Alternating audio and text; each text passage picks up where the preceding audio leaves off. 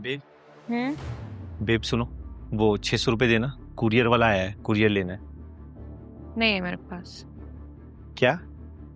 मैंने कहा नहीं है मेरे पास। कम सुनाई देता है क्या? देखो मजाक मत करो, वो बाहर वेट कर रहा है, लाओ पैसे दो। अरे ऐसा क्या मंगा लिया जो मुझसे पैसे मांगने आ गए हो? हाँ, मना कर दो उसे और बता दो कि तुम बेरोजगार हो। ठीक है, जब पैसे हो ना तब मंगा लेना। ये मेरे पैसे हैं। ये तुम्हारे मेरे बीच में तेरा मेरा कब से आ गया? आ गया है क्योंकि पिछले 6 महीनों से ना ये घर सिर्फ मेरी सेविंग्स पे चल रहा है और धीरे धीरे ना मुझे ये सेविंग्स भी खत्म होती नजर आ रही है। तुम्हारा क्या है? तुम तो मस्त राशन तोड़ रहे हो घर पे बैठकर।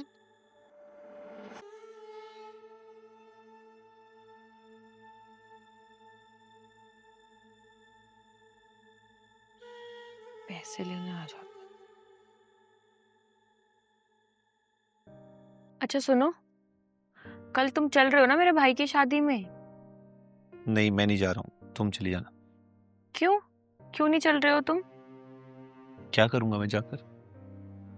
और वैसे भी आजकल मैं और मेरी बातें किसी को अच्छी भी नहीं लग रही है। मुझे पता है तुम क्यों बोल रहे हो ये सब। आजकल हमारी बहस हो रही है ना इसलिए, या कल मैंने पैसे देने को मना कर दिया इसलिए? जब से मेरी जॉब गई है ना, तब से तुमने हर दिन मुझे ये एहसास दिलाया है कि ना तो मेरे पास कोई काम है और ना मैं किसी काम का।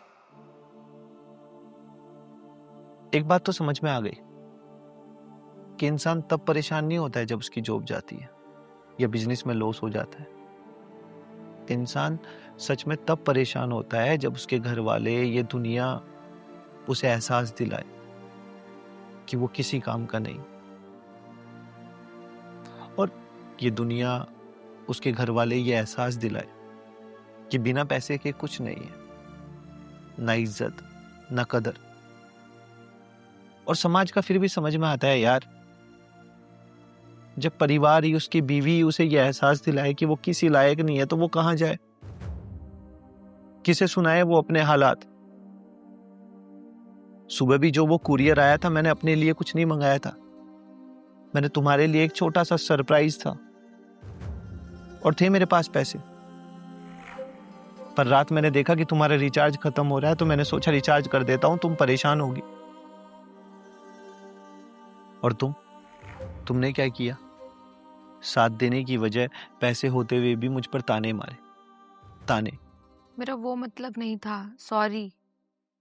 तुम्हारा वही मतलब था सारा। और मुझे तो समझ नहीं आता कि तुम औरतों को चाहिए क्या। जब इंसान जॉब कर रहा होता है, बिजनेस कर रहा होता है, बाहर पैसे कमाने जाता है, तो तुम्हें शिकायत होती है कि हमें वक्त नहीं देता।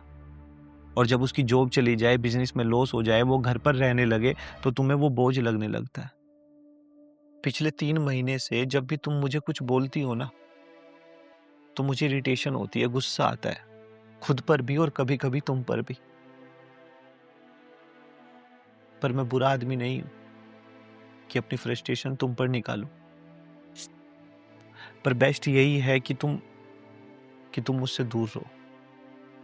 इसे मेरी रिक्वेस्ट समझ लो या कुछ भी, कुछ टाइम के लिए मुझसे बात मत करो, कुछ टाइम के लिए मुझे अकेला छोड़ दो। मैं इंटरव्यूज दे रहा हूं, जब मेरी दोबारा जॉब लग जाएगी, सब कुछ ठीक हो जाएगा, मैं कामयाब हो जाऊंगा, तुम्हारी ख्वाहिश पूरी करने की औकात हो जाएगी, तब सब कुछ ठीक हो जाएगा। फिर तुम्हें शॉपिंग पर भी लेकर जाऊंगा और तुम्हारे रिलेटिव्स की शादियों में भी जाऊंगा तुम्हारे साथ।